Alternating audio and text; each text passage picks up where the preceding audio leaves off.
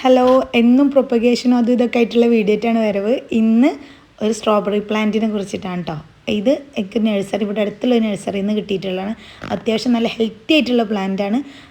ഇതുമൊക്കെ ഇങ്ങനെ സ്ട്രോബെറി പിടിച്ചിട്ടുണ്ട്. ഇതൊക്കെ നിൽക്കുമെന്നൊന്നും അറിയില്ല. ഇത് കട്ട് ചെയ്ത് കളയാനൊന്നും അവർ പറഞ്ഞിട്ടില്ല.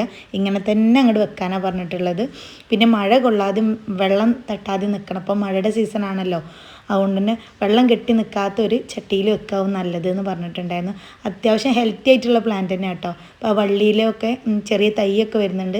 അങ്ങനെ ആകുമ്പോൾ ഹെൽത്തി ആയിട്ടുള്ള പ്ലാന്റ് ആണെന്നാണ് ഞാൻ വീഡിയോയിലൊക്കെ സെർച്ച് ചെയ്തപ്പോൾ കണ്ടിട്ടുണ്ടായിരുന്നത്. ആദ്യമായിട്ടാണ് ഈ ഒരു പരീക്ഷണം സ്ട്രോബെറിയുടെ.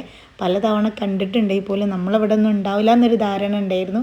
പക്ഷേ ഒരുവിധം വീഡിയോസിലും ഒക്കെ ചില വീടുകളിലൊക്കെ ഇത് ഉണ്ടായി കാണുന്നുണ്ട്. അപ്പോൾ നമുക്കൊന്ന് വെച്ച് നോക്കാമെന്ന് വിചാരിച്ചിട്ടുണ്ട്. ഇപ്പോൾ ഞാനൊരു ചട്ടി, അത്യാവശ്യം വലിയൊരു ചട്ടി എടുത്തിട്ടുള്ള ഒരു 10 ഇഞ്ച് പോട്ടാണ് എടുത്തിട്ടുള്ളത് കേട്ടോ. അതിൽ നല്ല കുറച്ച് കോഴിക്കാട്ടും അതുപോലെ ആട്ടുംകാട്ടും എല്ലുപൊടിയൊക്കെ മിക്സ് ചെയ്ത വെള്ളം, പിന്നെ കുറച്ച് സാഫ് കലക്കിയിട്ടുള്ള വെള്ളം എടുത്ത് വെച്ചിട്ടുണ്ട്. ഒരേ ഇതിൽ ഞാൻ മണ്ണൊന്നും ഒഴിവാക്കിയിട്ടില്ല, കവറും റിമൂവ് ആക്കിയിട്ടുള്ളൂ. കാരണം നോർമൽ നമ്മൾ ഈ കാണുന്ന പോലത്തെ മണ്ണ് തന്നെയാണ്, അതിൽ പശപ്പുള്ളതൊന്നല്ല കേട്ടോ, നോർമൽ മണ്ണ് തന്നെയാണ്. അപ്പോൾ ഞാൻ ആ ഒരു ചട്ടിയുടെ മുകളിൽ അടുപ്പിച്ചിട്ട് അത് വെച്ചിട്ടുണ്ട്. മുകളിൽ ഇങ്ങനെ പൊന്തി നിൽക്കും പോലെ. മണ്ണ് അതിൻ്റെ തളിരിലാവാതെ നോക്കണം, ചീഞ്ഞ് പോകുമെന്നാണ് പറഞ്ഞത്. അങ്ങനെ നോക്കി നട്ടാൽ മതി എന്നാണ് പറഞ്ഞിട്ടുള്ളൂ കേട്ടോ. അത് നട്ടിട്ടുണ്ട്. സൺസൈഡിലാണ് വെച്ചിട്ടുള്ളത്. ഒട്ടും മഴ കൊള്ളാത്തടുത്താണ് വെച്ചിട്ടുള്ളത്. വെയിലുണ്ടെന്നുണ്ടെങ്കിൽ അതിന് നല്ല വെയിൽ തട്ടുന്ന വിധത്തിലുള്ള സ്ഥലത്താട്ടോ വെച്ചത്.